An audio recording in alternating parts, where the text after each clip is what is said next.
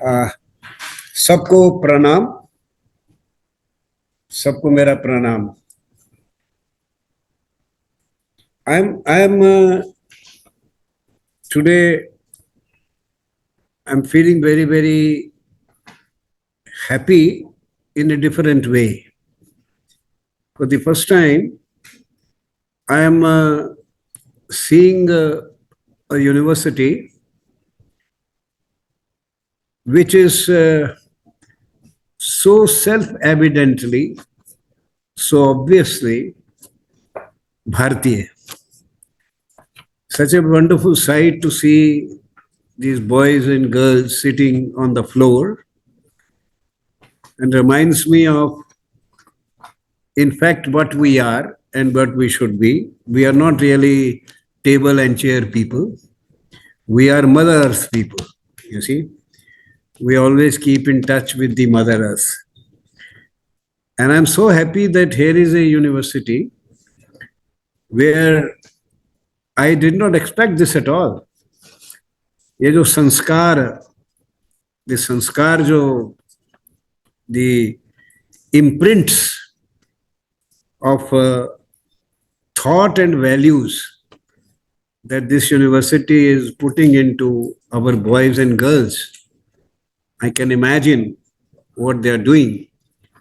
It is absolutely otherworldly as far as we are concerned here in Delhi, because in the cities like Delhi, in metropolitan cities, we are not in Bharat, we are in India,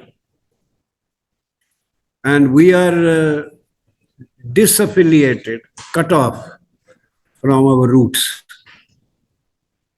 And generally, in every way, in food, in dress, in public behavior, in the language we use in the public, we are no longer what we should be, that we learn from our shastras, our texts. So I'm very happy, and I greet all these boys and girls who are the future of our country. And I am very happy to be talking to all of you. I am, they have given you a long introduction. I was this, I was, it is all happens because I am 84 plus, and I have been teaching for 64 years. So when you stand in water for so long, naturally your feet get wet. And out of those questions and answers, the books come, you write books, because these days, research has been made something as if it is something superior to teaching and learning. It's not. Research should come from learning and teaching. In fact, when you are learning, you are researching. And when I am teaching, when a teacher is teaching, he is also researching. In fact, as you know, a teacher in our old days, in the universities we hear of, he used to give one mantra, one sentence to the students, and the students, the prince and the pauper, they used to be the students and with the same teacher. Krishna and his that friend, the Sakha, they were together with Sandipani. So the teacher will give some idea in the morning, and then ask the students to go to the forest, go with the cattle, go around and meditate on that one idea that he has given. Chintan and Manana. Chintan, reflection, and Manan, repeated reflection, repeated recall. Chintan is reflection. You think about something. And Manan is, you bring that idea again and again to yourself, to your cognition. It's not like you read a book and एक बार and you underline it and you say हाँ समझ आ गया. इसी समझ नहीं आता है. You don't understand.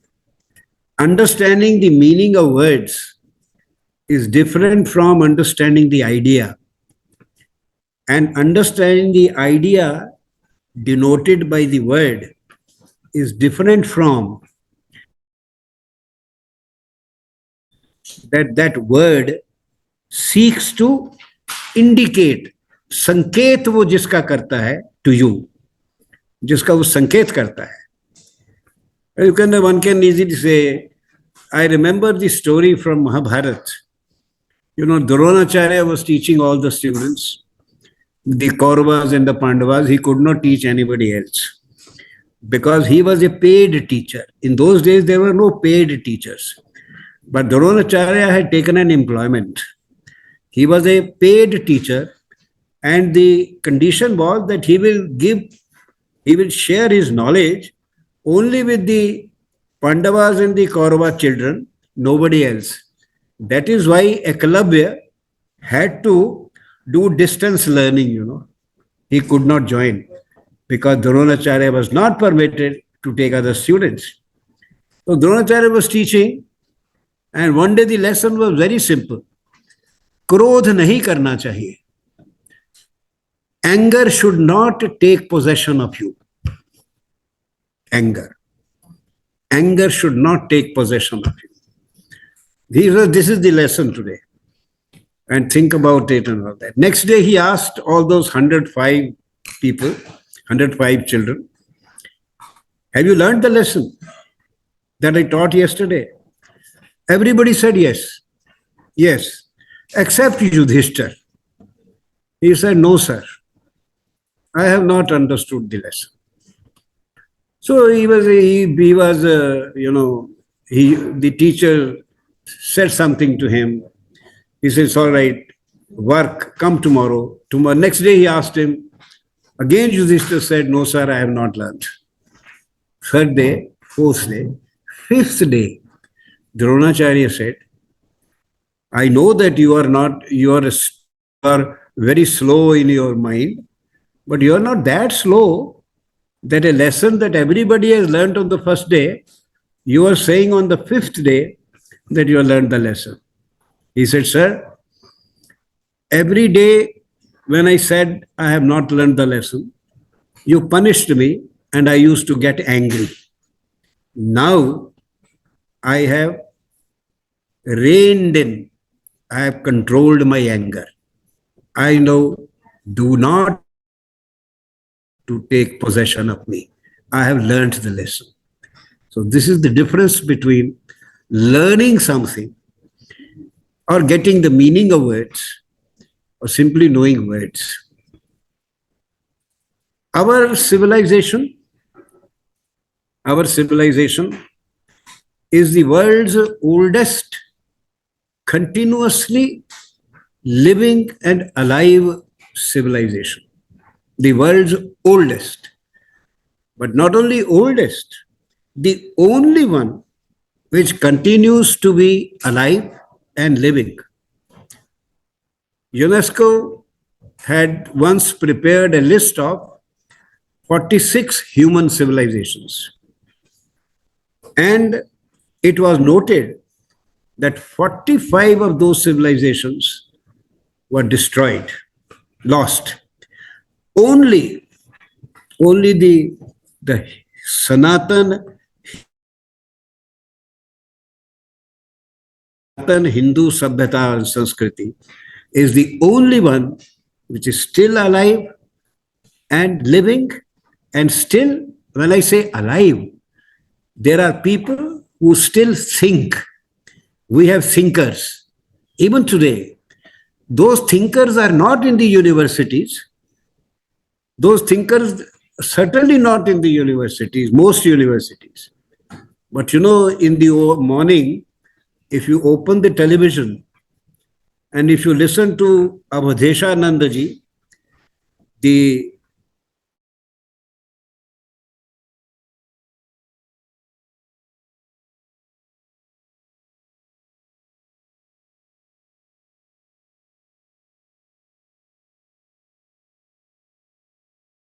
had established 10 akhadas. The Juna akhada is the oldest, and all the akhadas are alive. So if you hear Abdeshanandji in the morning, and after that, if you listen to Murari Bapu on Ram Katha, then you will see that India still has very great thinkers. Great thinkers. I, as an English educated in the system of education, I am no original thinker. I am a derivative thinker. I don't think I have that ability. I will give you an example. Avdeshanandji in one of his lectures said that what is the duty of an individual according to our culture? What is the duty of an individual according to our culture? Individual. And he used 3 words: arpan, samarpan, and tarpan. Arpan, samarpan, tarpan. That is, you devote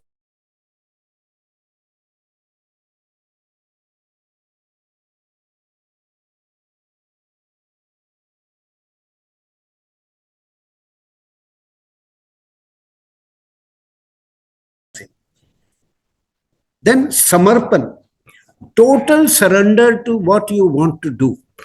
Total surrender. No distraction. वही करना है. And third, once you achieve what you wanted to do, उसका तर्पण वो गंगा जी में बहा दिया. That is, जो in our when yajnas are held and when people give ahuti, at that time the Pandit says, idam namam. Idam namam. What I have done is not for myself. So arpan, samarpan, and tarpan. All of us, all of you young children particularly, for some time, you will be wondering, thinking, what am I going to do? What do I want to do? And someday, you will understand, maybe the light will shine and you will you decide that, okay, I am going to do this. Then you give yourself wholeheartedly to this.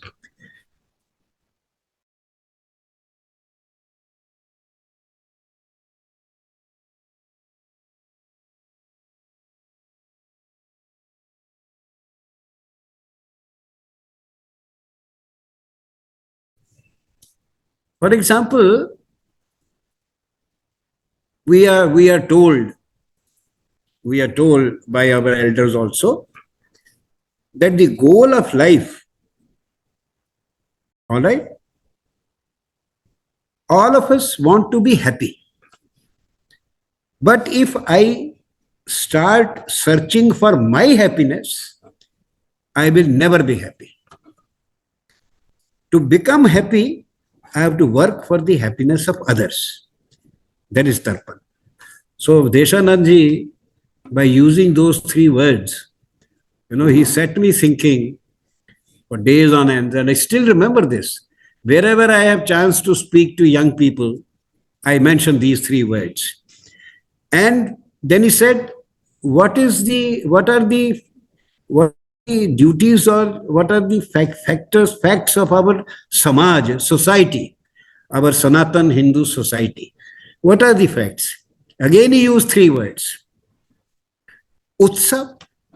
Utsav, you understand? Festival, celebration. Utsav, upavas, fasting, and upasana, bhakti, upasana, puja. So our society is founded on these 3 things. Ours is the only culture in the world where billionaires, do not eat at all on so many days. A Monday nahi khana hai, Tuesday nahi khana hai, आज आज एकादशी है, नहीं खाना है, अमावस्या है, नहीं खाना है. Billions, billionaires, and our daughters, our girls, and our sisters, and our grihani housewives, when they, in fact, they look at the timetable every day कि आज कोई मेरा व्रत तो नहीं है, कोई उपवास तो नहीं है, क्या मैं ये खा सकती हूँ, आज खाऊं. The Jain people, the Jain, most of them, see, our only culture where we now, why don't eat? Because we don't believe that we are born as human food, you see, and we should not eat alone.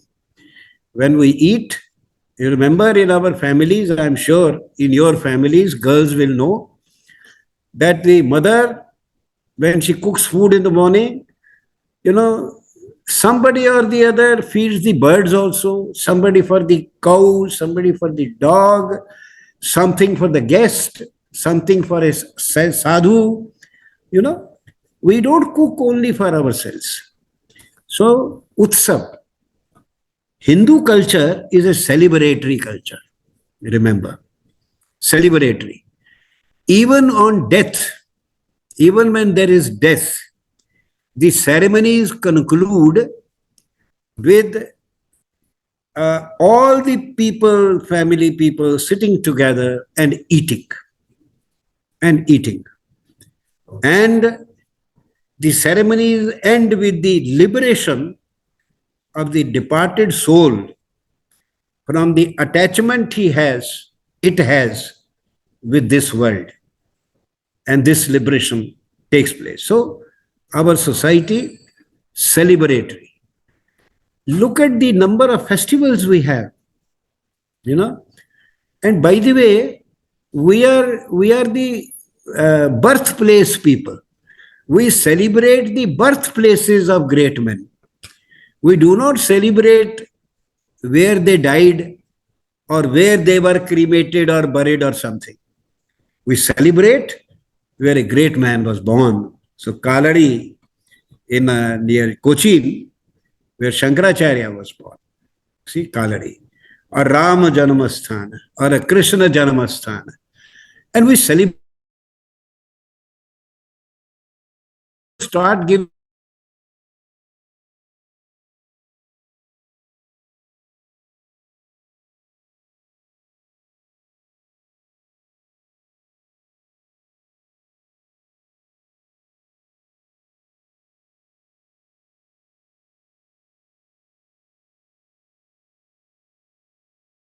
may find in the evening a very hard-working laborer, a rickshaw driver or an auto driver, who are sitting together, poor people who have worked very hard in the day to earn their livelihood. They are sitting in the evening and they are laughing and eating. My daughter once asked me, when she saw the rickshaw drivers sitting and laughing, that Papa, how can these people laugh?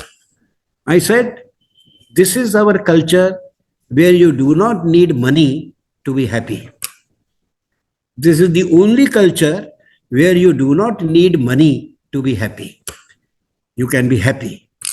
And that is why people are able to laugh. So you see, I said, we are thinkers outside the universe, thinkers. It is the only continuously alive living civilization in the world. What do you mean by that? Living civilization. How is it and why? How is it that it became the only living civilization? I don't want to distract and then go into, for example, the Greeks, they were very good. Greeks, great thinkers, great art, great builders. You see? But the Greek civilization vanished in 1000 years. Because the land was small and it was on the crossroads, invaders from here, invaders from there, and the Greek civilization vanished. Today's Greece has no connection with the ancient Greece. Even the language has no connection. But our languages today, your Kannada or my Punjabi, the vocabulary, the words, even the paribhashik shabdavali, meta language, technical vocabulary is the same as you find in the Vedas 7,000 years ago. You know, Panini's Ashtadhyayi, first sutra, Vriddhi Radech, Vriddhi. Now, the word Vriddhi is a technical word 3,000 years ago. I'm sure you all understand the meaning of Vriddhi, even today. The second one is Adainga Guna. Guna. Gun is a technical word in Panini's grammar. But I'm sure you understand what is Gun. These are in all Indian languages. It is not only that the words are alive, the ideas are alive. The ideas are alive because our knowledge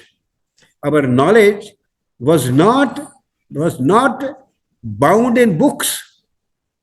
In our oral tradition, in our Maukhik Parampara, oral tradition, knowledge was created in the mind, stored in the mind, transferred by word of mouth, and disseminated by word of mouth in the oral tradition. So, of all the knowledge cultures in the world, the oral culture of our Hindu Sanatan oral culture is the most democratic form of knowledge. Most democratic. Why? How? All that a learner needs are ears. You don't need even the ability to read. You open a channel and listen to Swamiji explaining Kathopanishad. You see, all you need are ears. He has not given any ear lids. So your ears are always open. And you can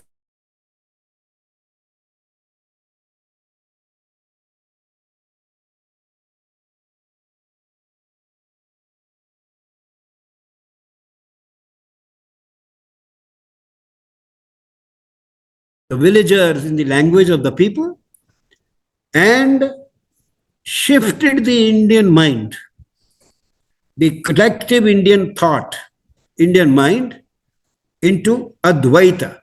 Today, every Indian is an Advaitin. Every Indian believes that Aham, मैं और ब्रह्म, मैं तो ब्रह्म का रूप हूं. I am a रूप, an akriti, a form of the Brahma. This is Advaita. Every Indian believes. It was Adi Shankaracharya who countered Buddhism all over India and has stepped and bound India in the unity of thought, in the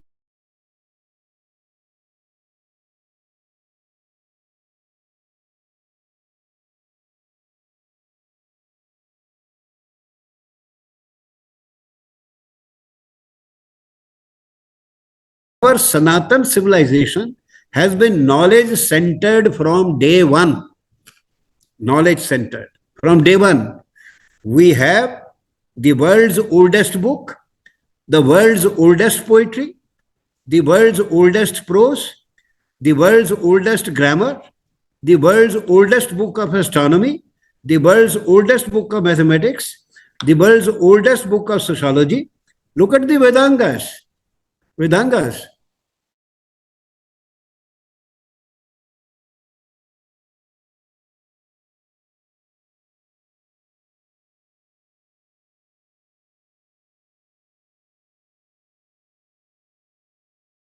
Astronomy meant mathematics, you see. And what is called astrology is applied astronomy. Applied astronomy is astrology. So here astronomy. So you see, we are a knowledge civilization from day one. Because we are the Manas Gangotari of world's thought. World's thought. I'll give you examples. You may think that I am doing propaganda. No. I'll tell you, I once heard the Prime Minister of Israel, a former Prime Minister of Israel, talking a talk in Delhi. He said the Switzerland people, the Swiss, they invented time. You know that the Swiss invented the watch, है ना? The watch. He says, but we, the Jews, we invented eternity. Eternity. And then I thought, we Hindus, what have we invented? We have invented infinity. Anadi Ananta. Infinity. Anadi Ananta. That's our creation. You see? Without beginning, without end. Not that we know there may be a beginning, there may be an end, but we do not know when was the beginning and when shall be the end. That is Anadi Ananta. So I am saying we are the Manas Gangotri.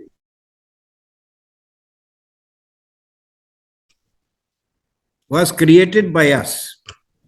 In fact, it was first created by Panini in Ashtadhyayi before the mathematicians took it up. You see, there are three kinds of zero in Panini's grammar. Zero, numerals 1 to 9. These numerals, the English people started calling Arabic numerals. 1, 2, 3, 4, 5, 6, 7, 8, 9. They call it Arabic numerals. But what do the Arabs call them? What is the word that Arabs use, Arabic people use for these numerals? They call them Hindse. Hindse. From Hind. From India. Hindse. So the numerals is our invention. Zero is our invention. You see, the concept of pi is our invention. Calculus was first created here, you see, and of course mathematics. You see, mathematics, meter, dividing and segmenting and all that. So you can go on and on. I can go on listing things without zero, pi, infinity, and numerals, mathematics. You cannot have any computer, any modern knowledge, any knowledge at all. So we are the Manas Gangotri. And if you think that it was in the olden days and those people, they picked up, but in 19th century, 1892, Harvard University started translating 123 our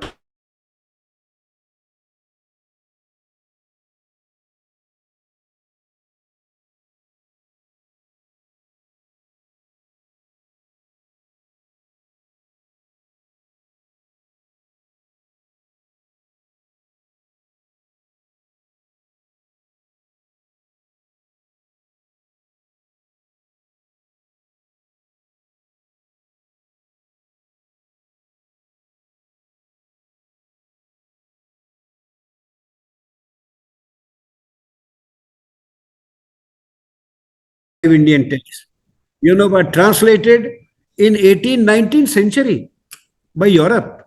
So the knowledge,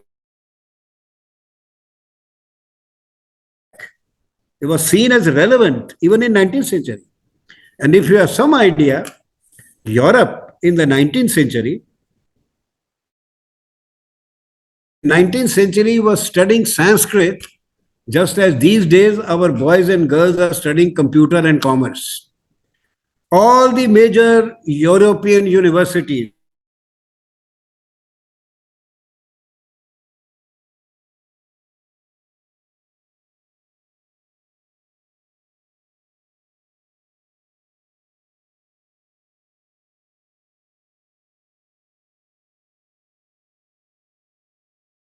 and the modern European thought, structuralism to post-structuralism to postmodernism to postmodernism. Who are the originators of this modern European thought in Europe? Three persons, three thinkers. Ferdinand de Saussure, Ferdinand de Saussure, whose Cours de Linguistique Générale is a book which is notes taken by students from his lectures. You see, Saussure, and then Roman Jakobson, Russian formalist, and third, Trubetskoy, who was a professor of phonology in Czechoslovakia.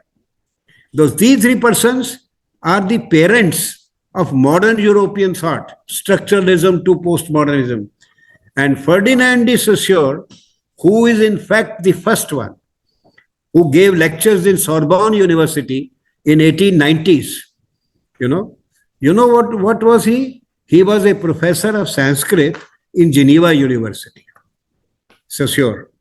And his PhD was on the sixth case, Shashti Sheshe, sixth case, genitive case in Sanskrit. Roman Jakobson, the great, psychological, linguistic thinker, great mind, who wrote how language is lost through accident or through illness. You see, Roman Jakobson, his PhD was on Vedic mythology. And Trubetskoy, the third one, father of structural phonology, his PhD was on Rig Veda. So these three thinkers, so what I'm saying that we are the Manas Gangotri 5,000 years ago, they are relevant in the 19th century, and the contemporary European thought has roots in our thinking, our thought. So we are a knowledge-centered civilization from day one, and our society is duty-oriented Samaj, not rights-oriented. Our constitution makers made a grave error, a grave mistake in giving so much importance to rights and not giving importance to duties. Duty. You go to your home, look at your own families. Everybody talks of what is my duty. The eldest son in a middle class family, he gets educated, he takes a job, he educates his brothers and sisters, he marries off the sisters if the father is no more, he looks after his old parents. And in this way, he doesn't become a psychiatric case. He becomes a highly evolved human being.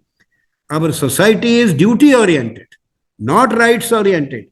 Rights lead to conflict, but duties lead to harmony, because duty makes you think of your duty towards others, while rights make you think of what you want. And remember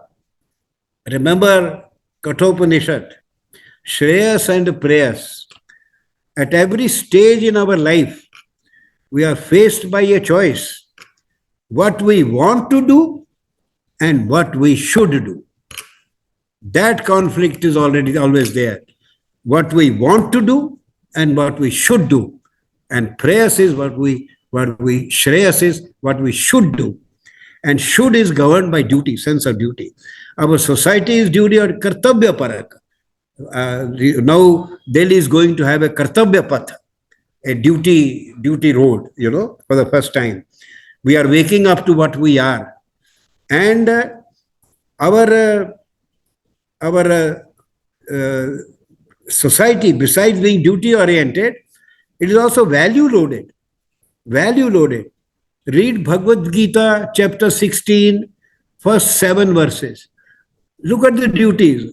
Kshama, Daya, kindness, charity, affection, taking care of others, seva. Read that. That chapter, first 7 verses, they have Daivi Sampada, good values, and Asuri Sampada, bad system. And please, you'll be glad, our girls will be happy. All the good values are in feminine gender. Daya, Dhriti, and all the bad ones are in masculine gender. Krodh, Akrosh, they are all masculine gender. So this is how, in fact, our society, one of the reasons, one of course, where knowledge is a continuity of a civilization means continuity of its knowledge. And when I mentioned of Deshanand and Morari Bapu, who were talking with great relevance to modern times. So it's a continuity of knowledge.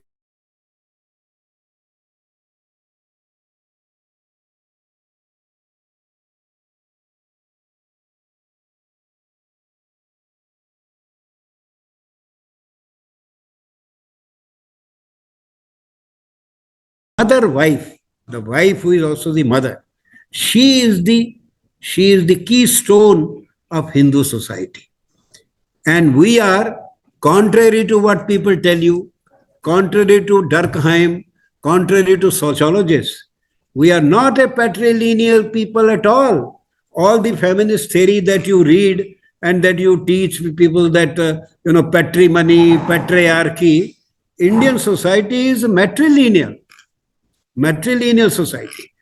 Our greatest warriors, they were worshippers of goddesses. They were not worshippers of gods.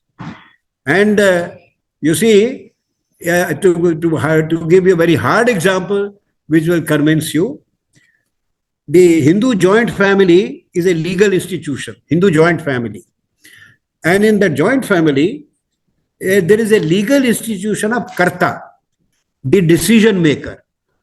Legally, who is the decision maker in Hindu joint family? None of you know. The decision maker legally in Hindu joint family is the eldest living woman in the family. Even if she is a widow, the eldest living lady is the karta of a Hindu joint family. And in my part of the country, in Punjab and Haryana, if you go to villages, there is a 90-year-old lady, grand old lady, who always sits in one place. All guns, grandsons, and fields, and business, and everything. Not a small decision can be taken without her approval. Ladki ki, where are going to marry our daughter? The boy is good or not? It is that old lady will tell you. You want to buy land? The old lady will tell you. You want to sell land? The old lady will tell you. And even in our ordinary families, some people, our wife mothers, they are the holders of the decision making. In every happy Hindu household, there is a scared husband. लड़कियों सुन रहे हो? In every happy Hindu household, there is a scared husband. And if the husband is not scared, the family cannot be happy. Because you have to obey. No husband. And I've checked it. I've cross-checked it with many people, even with Christians and others. I asked once we had a discussion, and there was a debate, and somebody said, no. In many families, for example, let's say Christian, there was a Christian secretary was sitting there, lady. I asked her. I said, can your husband buy a new scooter without your approval? No, question doesn't arise. Can he even say that I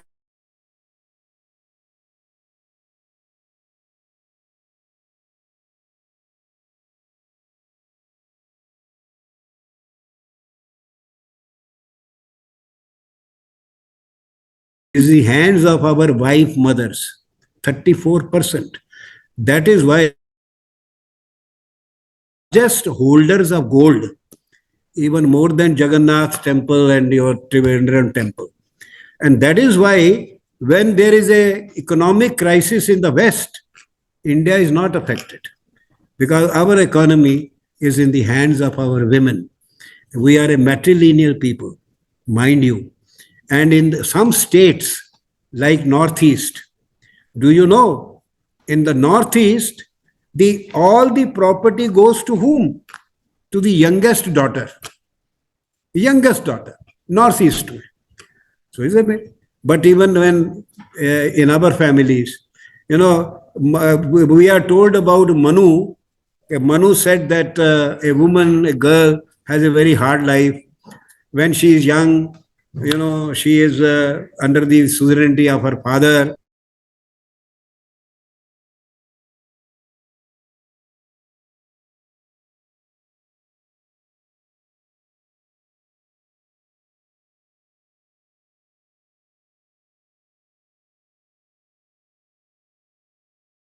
My mother was a tyrant. I could never disobey her. And then I married a lady who was even worse, whom I could not do anything without seeking her permission. And now I have a daughter who constantly calls me stupid. Papa, you are stupid. A daughter. So Manu went wrong. Manu should have talked about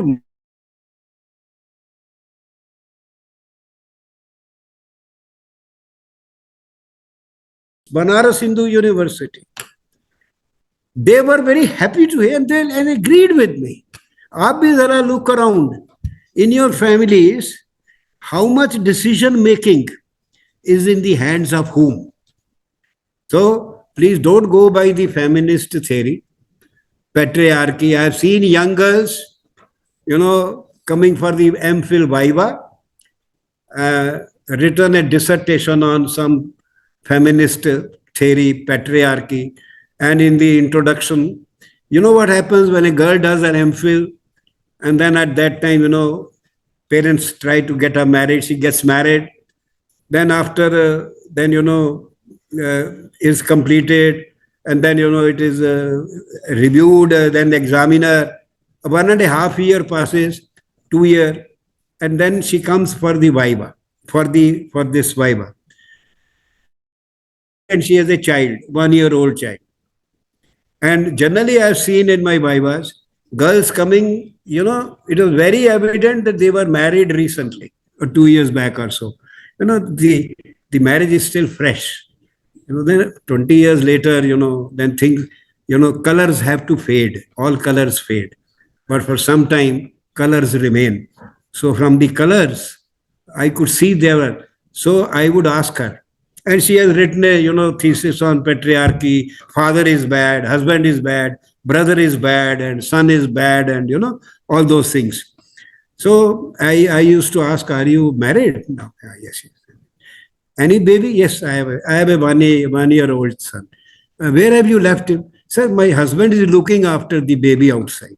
So that poor man is looking after the baby outside, and here she is writing in English that he is a bad man. Patriarchy. He dominates, he doesn't let me do anything and all that stuff.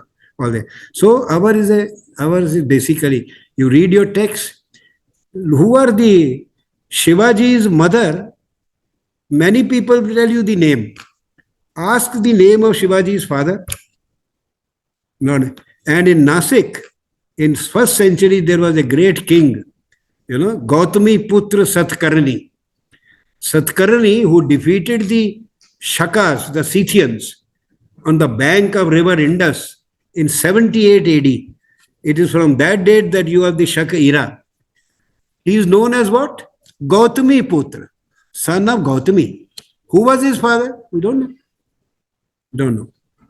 And in the Chandogya Upanishad, there is a dialogue, Satyakam. Satyakam wants to be,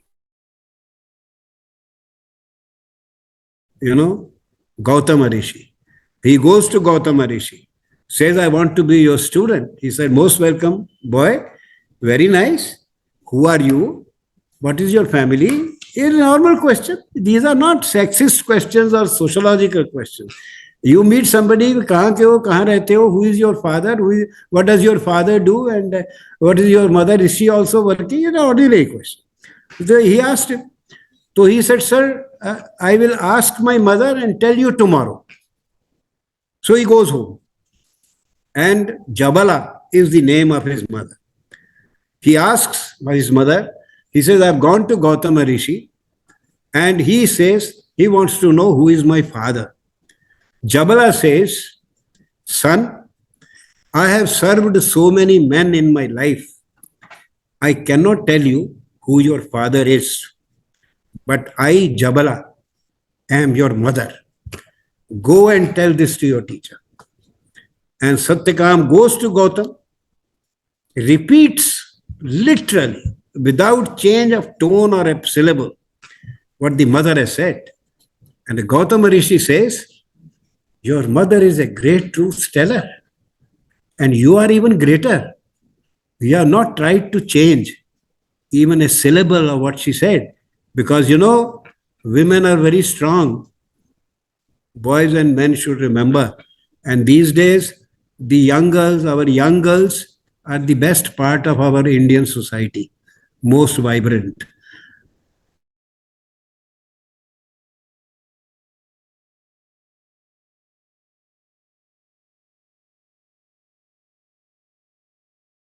Don't take care. So you see, those Jabala, truth teller, women are very strong, pushed to the extreme.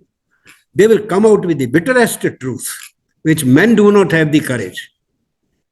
But boys, men, they will try to, change some. But Satyakam did not. So Gautam said, you will be my student.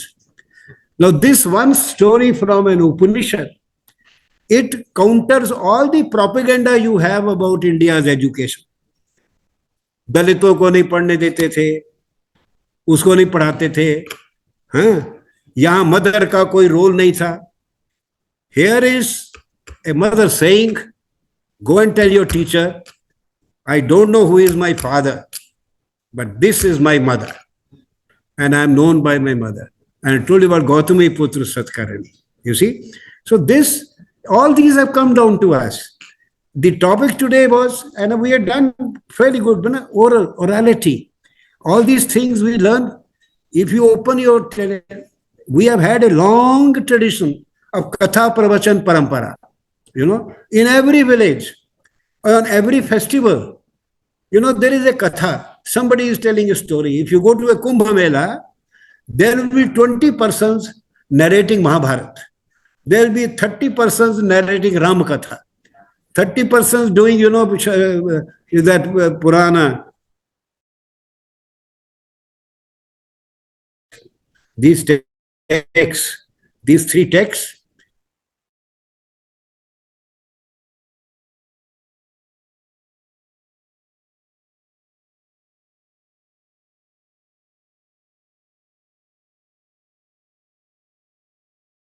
are not meant to be read.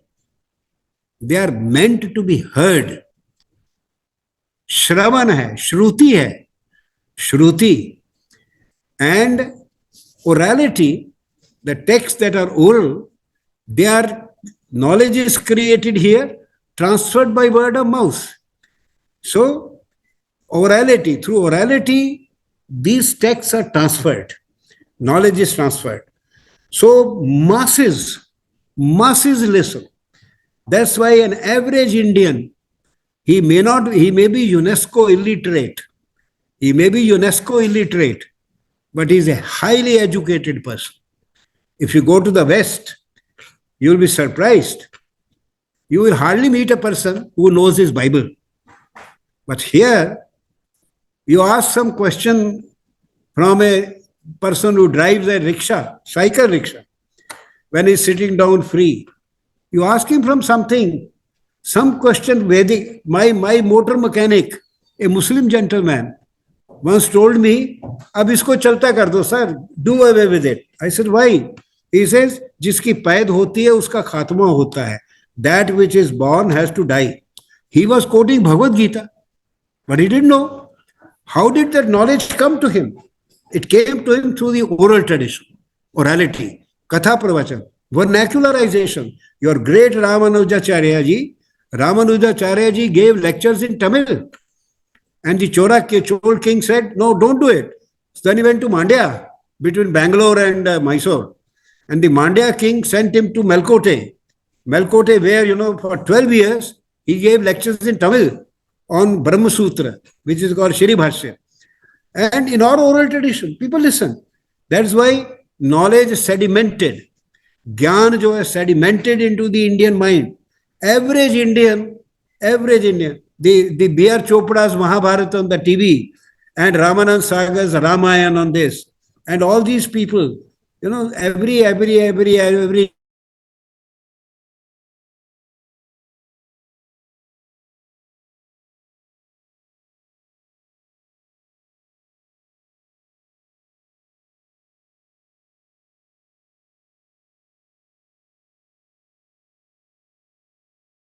first day, read Vishnu Puran, 2nd century BC. has been a multiple diverse society, diverse society, different castes, different people, different religion, different thinkers, different races, and yet we are one people. We are one because of the knowledge that we have inherited, and orality, therefore, has to do with memory, smriti. After all, these texts have to be kept in mind. So, you have memory. These days in education, they say rectification, cramming karte hain, memorize karte hain. It is bad. No, we will not make them memorize. We will make them think. But think about what? You have nothing here. What will you think about?